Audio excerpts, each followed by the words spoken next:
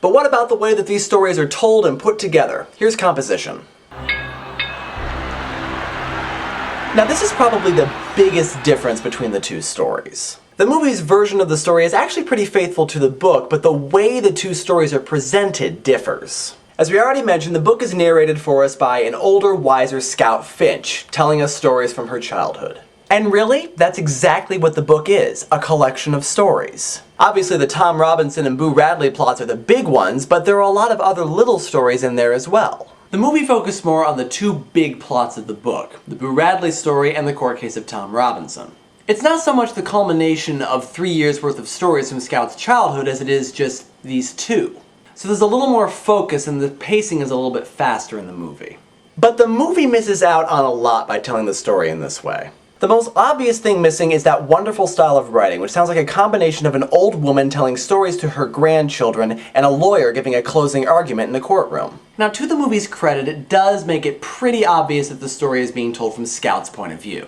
But the movie has a freedom that the book doesn't. It can break away from Scout for a while and show us other aspects of the story. So the fact that Scout doesn't know about the Tom Robinson trial doesn't mean that we don't know about the Tom Robinson trial. There are a lot of moments in the book where an important plot point happens away from Scout because, by and large, the events are not happening to her, and so she has to hear about it later from someone else. The movie can just show us these important plot points, which helps move the story along a little bit better.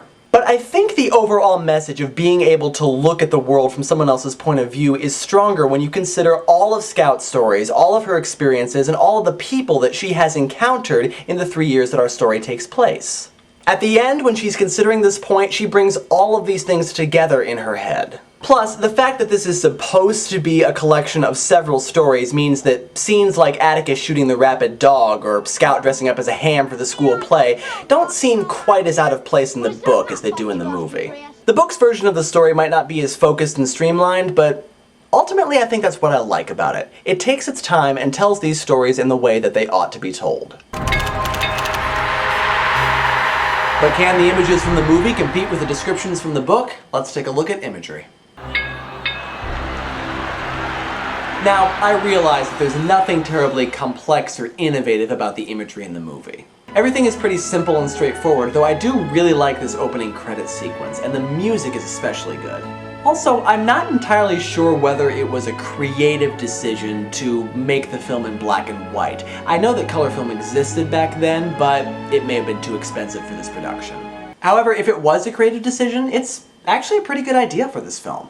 Not only are we looking into someone's past, but we're also dealing with issues of seeing things in black and white, and not just from a race perspective. It certainly reflects Scout's early childish tendencies to see people as either one thing or the other, either good or bad, smart or stupid, and so on. But it could have just as easily been a budget decision, I suppose. Either way, the simplicity of the imagery is exactly what this story should have, reflecting the simple and straightforward way that Scout tells her story in the book. But the book really captures that small-town atmosphere, showing us many different types of people who all have that kind of small-town stubbornness and sureness of their own opinions. And there are a lot of things mentioned in the book, like the fact that it's socially impolite to have your door closed on a day when the weather doesn't require it. And this really gives us the feel of living in a tiny southern town in the Depression years. Also, the fact that it is so ungodly hot is something that we really feel in the novel in the way that we never quite do in the movie. But really, it only makes sense that the atmosphere should be this good, because this is a book about experiences, and we're getting the combined perspectives of the child Scout and the adult Scout, making for a very rich and yet very real reading experience. In addition, we get a good sense of the passage of time and the growth of the two Finch children. The book takes place over a period of 3 years. The movie, I think, just takes place over one summer, and I think stretching it out over 3 years works a lot better for this story. While the movie had some nice images, the book really captured the atmosphere of this story, and made us feel like we were really experiencing these events, which in my opinion means that it had the better imagery.